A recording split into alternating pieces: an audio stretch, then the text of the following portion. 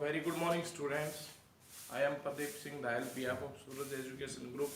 Today we discuss about the topic of class plus one trigonometric functions. We know that trigonometry mainly depend on the right angle triangle. If simply a triangle have three sides and three angle, and in especially a right angle triangle which have a 90-degree angle, and we measure six trigonometry functions in the class 10th या previous जो board classes आपने उसके अंदर trigonometry functions को आपने read out किया है। अब सबसे पहले हम बताते हैं जो ट्रिग्नोमेट्री फंक्शंस है ये आपके पास किसके ऊपर चलता है, एंगल के ऊपर चलता है। क्या चलता है? एंगल। अब what is A angle? Angle होता क्या है स्पेशली सुनिए आप। जो एंगल है इसको हम सिंपली एक इनिशियल लाइन और एक आपके पास फाइनल लाइन, ठीक है। अब दो तरह से हम एंगल को मेजर करते हैं। ये जो लाइन है फर्स्ट, ये आपके पास क्या है? Initial line. क्या है? Initial line. एंड ये आपके पास क्या? टर्मिनल लाइन, या इसको आप फाइनल लाइन भी बोलते हैं, ठीक है। अब आपके पास क्या है? मैंने इसको सिर्फ आपको समझाने के लिए लिखा है। यहाँ आप घड़ी की तरह क्लॉकवाइज मेजर कर रहे हैं। क्या करें? क्लॉकवाइज। एक तो चांस आपके पास ये है। सेकंड आपके पास क्या है?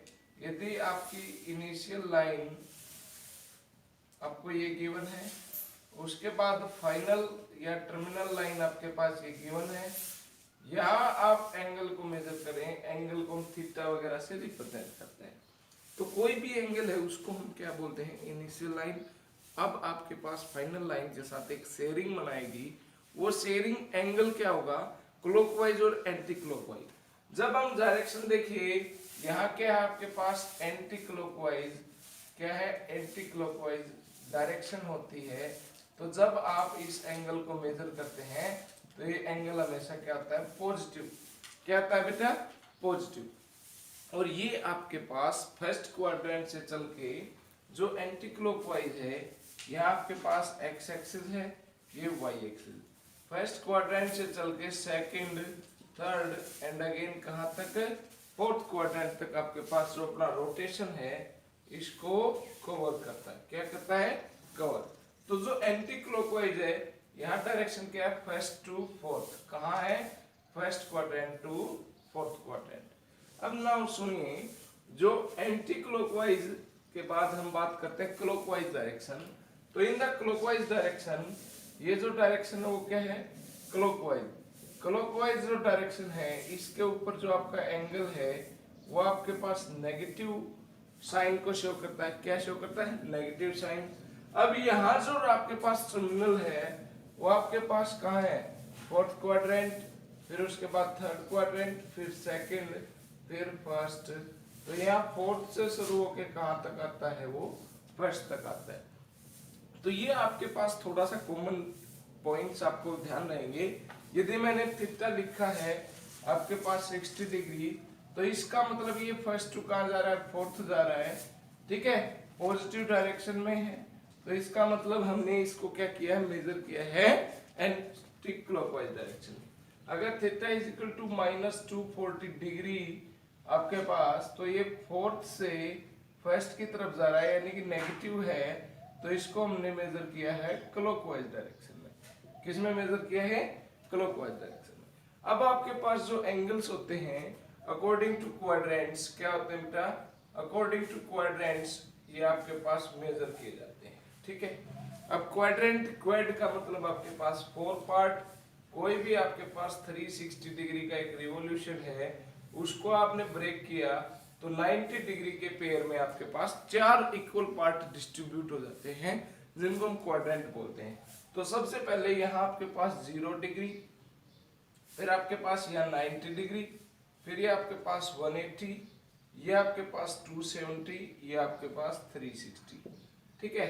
अब इसके बाद सिंपल जो आपके पास एक सिस्टम आता है, कोई भी एंगल है पता चल गया हमें पॉजिटिव है जब वो एंटी क्लॉकवाइज मेजर किया जाता है, नेगेटिव जब वो क्लॉकवाइज मेजर किया जाता है। उसके बाद ये आपके पास अकॉर्डिंग टू द साइन हमें पता चल गया, क्वाड्रेंट आपको पता चल गई। यहाँ आपके पास जो फर्स्ट क्वाड्रेंट है ये 0 डिग्री से बड़ा बट 90 डिग्री से छोटा, ठीक है। यहाँ आपके पास सेकंड आपके पास 90 डिग्री से बड़ा बट 180 डिग्री से छोटा। और जो थर्ड आपके पास है 180 डिग्री टू 270 डिग्री, उसके बाद फोर्थ 272 360 डिग्री। ठीक है, ये आपके पास अकॉर्डिंग टू द क्वाड्रेंट आपके एंगल मेजरमेंट रहते हैं। अब इसके बाद नेक्स्ट हम देखते हैं कोई भी आपके पास जो एंगल है इसको हम किस किस फाइंड में सिस्टम में हम इनको फाइंड कर सकते हैं, या जो एंगल है उसको हम क्या क्या फॉर्म में रिप्रेजेंट कर सकते हैं। जो एंगल है आपके पास इसको आप दो ही आपके पास सिंपल फॉर्म है मेनली। सबसे पहली जो आपके पास डिग्री सिस्टम, यानी कि ट्रिग्नोमेट्री फंक्शंस तो आएंगे अभी, मगर हमें इनका बेसिक सीखना पड़ेगा। तो यहाँ आपके पास जो एंगल्स आते हैं एंगल, इनको हम टू टाइप्स में मेजर कर सकते हैं, यानी कि मेजरमेंट ऑफ आपके पास जो एंगल है वो टू टाइप से। पहला आपके पास डिग्री के अंदर, सेकेंड वन आपके पास क्या आता है रेडियंस के अंदर। ठीक है, रेडियंस। जो रेडियंस है इसको हम सीधा सीधा बोलते हैं सर्कुलर अरेंजमेंट। क्या बोलते हैं? सर्कुलर मेजर, यानी कि एक सर्कल के अंदर हमें क्या करना है, किसी भी एंगल को मेजर करना है। तो देखिए जैसे सर्कल के अंदर है, अभी बताता हूं। कई बच्चे थोड़ा डाउट में रहते हैं जी, डिग्री का हम सबको पता है। कोई भी एंगल है, जिस एंगल को हम डिग्री, जैसे 90 डिग्री लिखा, 60 डिग्री लिखा, 45 डिग्री लिखा, 270 डिग्री लिखा। ठीक है, अब जो रेडियन है ये थोड़ा सा नया कंसेप्ट आपके लिए। तो जहां आपके पास रेडियन आता है वहां सर्कुलर मेजर आता है। यह आपके पास रेडियस होती है, फिर यहां से यहां तक आपकी आर्क ऑफ लेंथ, यानी कि यहां आपके पास दो कंसेप्ट आए हैं। एक आपके पास क्या आता है थीटा, क्या आता है थीटा।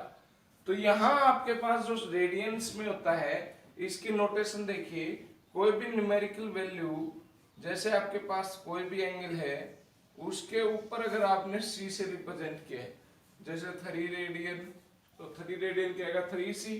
अगर डिग्री की बात करें तो 3 डिग्री, ये आपके पास इस टाइप से रिप्रेजेंट होता है। अब यहाँ आपके पास क्या आता है, कोई भी थीटा सर्कल के अंदर होता है तो ये थीटा हमेशा किस में होता है, रेडियन के अंदर। किसके अंदर? रेडियंस के अंदर। और ये फार्मूला क्या बनता है, theta is equal to L upon R. जो एल है वो लेंथ ऑफ आर्क, जो आर्क आपके पास चाप लगी उसकी लंबाई, और ये आपके पास आर फॉर रेडियस। अब जो एल और आर हैं वो दोनों किस यूनिट में होने चाहिए, सेम यूनिट में होने चाहिए। किसमें? सेम यूनिट में।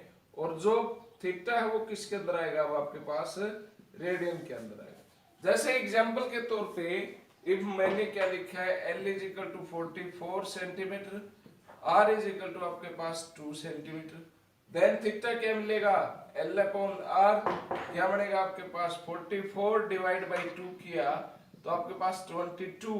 अब ये 22 डिग्री नहीं है, रेडियन के अंदर है। किसके अंदर है? रेडियन के अंदर है।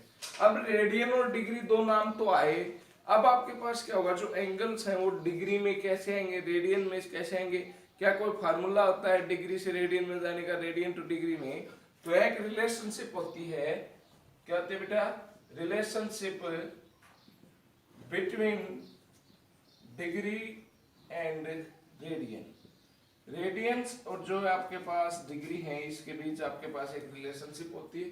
वो रिलेशनशिप क्या होती है, pi radians is always equal to 180 degree. ठीक है, अगर आप यहाँ दो चीजें यूज करेगा, अगर पाई को यूज कर रहा है रेडियन के अंदर तो ये किसके बराबर है, लगभग 180 डिग्री के। ठीक है, और अगर पाई को यूज कर रहा है डिग्री कन्वर्जन में, किसमें बेटा, डिग्री कन्वर्जन में, तो हम इसको किसके बराबर बोलते हैं, 22/7 के बराबर बोलते हैं। तो थोड़ा सा ध्यान रखना, अगर रेडियन कन्वर्जन में है हम तो पाई को क्या बोलेंगे आप, सिंपल 180 डिग्री, और पाई रेडियन में है या डिग्री में कन्वर्ट करना है तो 22/7। अभी इसके लिए एक हिंट भी है, जो आपके पास डिग्री है, डिग्री से आपको किस में जाना है, रेडियंस के अंदर। भाई एंगल को डिग्री से रेडियंस में लेके जाना है, तो आप मल्टीप्लाई कीजिए डिग्री वाली वैल्यू की पाई बाई 180 से। किससे? पाई बाई 180 से। और अगर आपको रेडियन टू किस में आना है, डिग्री में, तो आप मल्टीप्लाई कीजिए उस रेडियन वैल्यू को 180 बटे पाई से। किससे बेटा? 180 बटे पाई से। या आप ये भी लगा सकते हैं, डिग्री से आपको रेडियन में जाना है तो 180 बटे, यहाँ जो पाई है ये आपके पास सिंपल 22 बटे 7 है, यहाँ भी ये सिंपल पाई क्या है, 22 बटे 7 है। ठीक है, अब देखते हैं इसके लिए क्या है आपके पास। जैसे एक पॉइंट है सिंपल पॉइंट क्या है, मैं पहले आपके पास जो प्रत्येक कन्वर्जन है उसको बताता हूँ, सुनिए। अभी मैंने इसको रिलेशनशिप को कहीं भी रिमूव नहीं किया है। ये पहला क्वेश्चन है, convert 60 degree into radian. Radian के अंदर कन्वर्ट करना है, तो अब थीटा कितना आपके पास 60 डिग्री। अब डिग्री से मुझे रेडियन में जाना है तो पाई बाई 180 से मल्टीप्लाई करूंगा। अब रेडियन की पहचान क्या है, पाई के अंदर, भाई वैल्यूज क्या आएंगी, पाई के अंदर आएंगे। तो 60 डिग्री मल्टीप्लाई पाई बाई 180, यहाँ इसको आपने 3 पे कैंसिल किया तो पाई बाई 3 रेडियन आपके पास क्या बन गया है, सिंपल 60 डिग्री को हमने रेडियन में कन्वर्ट कर दिया। अब एक क्वेश्चन है, कन्वर्ट 180 डिग्री इनटू रेडियंस।